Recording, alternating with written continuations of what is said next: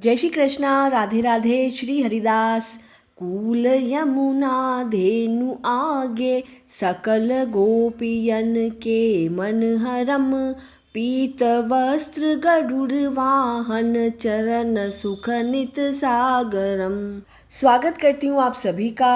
आज हम पुरुषोत्तम मास के तीसरे अध्याय का श्रवण करेंगे। दूसरे अध्याय में हमने नारद जी व भगवान विष्णु के बीच का संवाद श्रवण किया था। आज के इस अध्याय में कैसे भगवान कृष्ण पांडवों की दुर्दशा को देखकर अत्यंत क्रोधित हुए और किस तरह धनुर्धारी अर्जुन ने उनकी स्तुति कर उन्हें प्रसन्न किया, श्रवण करेंगे। हे नारद जी, जो कुछ भगवान कृष्ण ने राजा युधिष्ठिर से कहा वही मैं तुमसे कहता हूँ। एक समय धर्मराज युधिष्ठिर जुए में दुर्योधन से सब कुछ हार गए तो द्रौपदी को बालों से पकड़कर दुष्ट दुशासन ने खींचा और वस्त्र भी पकड़कर खींचे तो कृष्ण भगवान ने रक्षा की।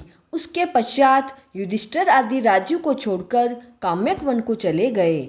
वहाँ पर वन में युधिष्ठिर द्रौपदी आदि बाल बिखरे वन में रहने वाले हाथियों की भांति वन के फलों को खाकर अति दुख को प्राप्त हो रहे थे। एक समय देवकी के पुत्र श्री कृष्ण भगवान उनको दुखी जानकर काम्यक वन को गए। उस समय युधिष्ठिर आदि श्री कृष्ण भगवान को देखकर ऐसे प्रसन्न हुए मानो देह में प्राणों का संचार हो गया हो। वे बड़े प्रेम से मिले और हरि के चरण कमलों में नमस्कार किया। द्रौपदी ने भी दंडवत प्रणाम किया। राजा युधिष्ठिर को दुखी देखकर और ऐसे ही द्रौपदी को दुखी देखकर श्री कृष्ण भगवान भी अत्यंत दुखी हुए। जब विश्वात्मा भक्त वत्सल भगवान ने दुर्योधन को भस्म करने के लिए क्रोध किया तो मानो करोड़ों काल कराल के समान मुख से प्रलय काल की अग्नि उठी हो और दांतों को पीसते हुए मानो त्रिलोक को भस्म कर देंगे।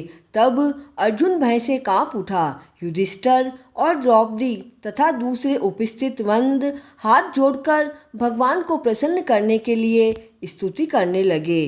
अर्जुन कहने लगे, हे कृष्ण, हे जगन्नाथ, हे नाथ, मैं जगत से बाहर नहीं हूँ, फिर आप मेरी रक्षा क्यों नहीं करते हो? आप तो सारे जगत की रक्षा करने वाले हो, जिनके नेत्र बंद कर लेने से ब्रह्मा का पतन हो जाता है, जिनके क्रोध से सारे विश्व का नाश हो जाता है, कोई भी जीवित नहीं रह सकता है। हे जगतपते, इस संहार करने वाले क्रोध को आप दूर कीजिए। आपके क्रोध से संसार में प्रलय हो जाएगी। भगवान कहने लगे, हे नारद जी, अर्जुन इस प्रकार कहकर हाथ जोड़कर श्री कृष्ण भगवान को नमस्कार करने लगा। तब श्री कृष्ण भगवान अर्जुन के इस प्रकार स्तुतिपूर्ण वचन सुनकर शीतल हो गए। फिर प्रेम से व्याकुल होकर युधिष्ठिर आदि श्री भगवान को बारंबार नमस्कार करने लगे। श्री नारायण कहने लगे, हे नारद जी, इस प्रकार प्रेम से मग्न हो सिर को झुकाकर हाथ जोड़कर बारंबार भगवान कृष्ण को नमस्कार कर अर्जुन ने भगवान श्री कृष्ण जो प्रश्न किया वही मैं तुमसे कहता हूँ। हरि भगवान यह सब सुनकर पांडवों के हितकारक वचन को कहने लगे। कृष्ण कहने लगे, हे अर्जुन, मेरे वचनों को सुनो और आपने जो अपूर्व प्रश्न किया है, इस प्रश्न का उत्तर देने को मैं समर्थ नहीं।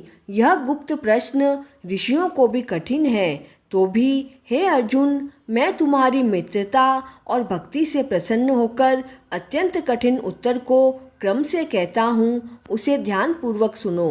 हे अर्जुन, एक समय में संयोगवश अधिक मास आया।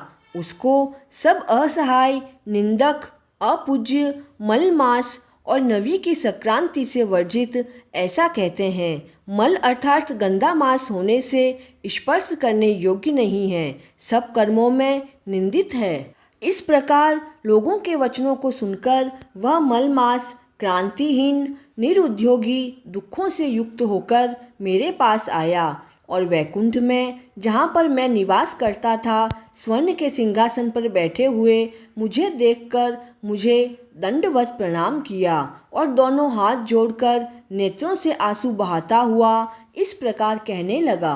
पुरुषोत्तम मास माहात्म्य का तीसरा अध्याय पूर्ण हुआ। जय श्री कृष्ण।